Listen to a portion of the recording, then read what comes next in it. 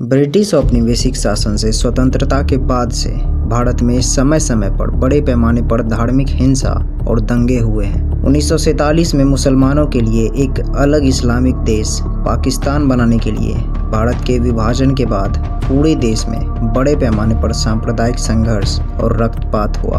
भारत सरकार के अनुमान के अनुसार 80 लाख हिंदू और सिख पाकिस्तान से भारत चले आए और लगभग 75 लाख मुसलमान भारत से पाकिस्तान शरणार्थी के रूप में चले गए।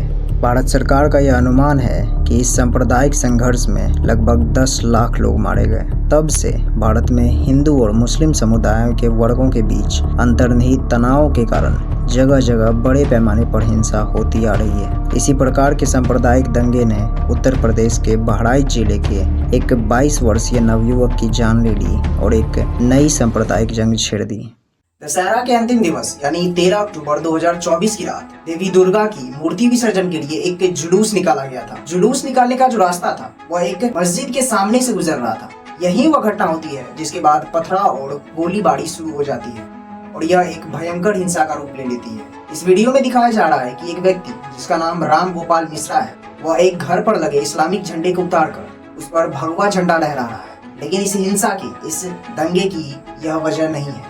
स्थानीय लोगों का यह कहना है कि मूर्ति विसर्जन के समय मस्जिद के सामने हिंदू युवकों द्वारा अपमानजनक गाने बजाए जा रहे थे, जिसमें मुस्लिम समुदाय को नीचा दिखाया जा रहा था। इसी बात को लेकर कुछ मुस्लिम व्यक्तियों द्वारा आपत्ति जताई गई और गाने को बंद करने को कहा गया या कोई और ऐसा गाना बजाए जिससे किसी भी समुदाय को अपमानजनक न लगे। यही वह मोमेंट है जिसके बाद दोनों समुदायों में झड़प शुरू हुई। इसी झड़प के बाद राम गोपाल मिश्रा द्वारा एक घर पर लगे इस्लामी झंडे को उतारकर भगवा झंडा फहराया जाता है। इसके बाद ही उस घर के अंदर से पथराव और गोलीबारी स्टार्ट हो जाती है और राम गोपाल मिश्रा की हत्या कर दी जाती है। पोस्टमार्टम रिपोर्ट के अनुसार राम गोपाल मिश्रा को 25 से 30 गोलियां मारी गई थी। उसके बाईं आंख के ऊपर नुकीली वस्तु से फटने के निशान है। पैर के दोनों अंगूठे और कुछ उंगलियों के नाखून भी उखाड़ लिए गए थे। रिपोर्ट सामने आई, क्या डिटेल्स है?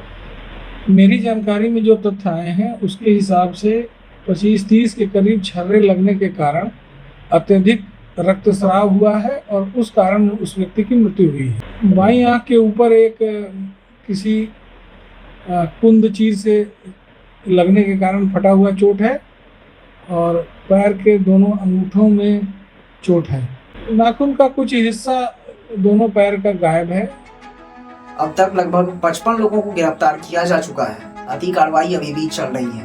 दंगे या हिंसा चाहे किसी भी वजह से ही क्यों ना हो, चाहे वह आपत्तिजनक गाना बजाने से हो, किसी को चिढ़ाने से हो या फिर जानबूझकर की गई हो, इन सभी से हमेशा सिर्फ नुकसान ही होता है। नुकसान भी केवल उन लोगों का होता है जो समाज में डरे सहमे से सामान्य से जिंदगी जी रहे होते हैं। उन लोगों का कभी कुछ नहीं बिगड़ता जो मंच पर खड़े होकर हजारों लाखों लोगों को अपने भड़काऊ भाषण से दो समुदायों में मतभेद जगाने का काम करता है। उनके बच्चे कभी किसी हिंसा के जिम्मेदार नहीं होते, ना किसी धर्म के लिए रोड पर नारेबाजी करते हैं और ना ही किसी सांप्रदायिक दंगे या भीड़ का शिकार बनते हैं। उन्हें केवल राजा महाराजाओं की तरह शासन करना होता है और अपनी कुर्सी बचानी होती है। इसके लिए चाहे दंगे कराने पड़े, दो समुदायों को एक दूसरे के खिलाफ करना पड़े या झूठे भाषणों के थ्रू समाज में जहर ही क्यों न घुलना पड़े, वो कभी पीछे नहीं हटेंगे। नमस्कार।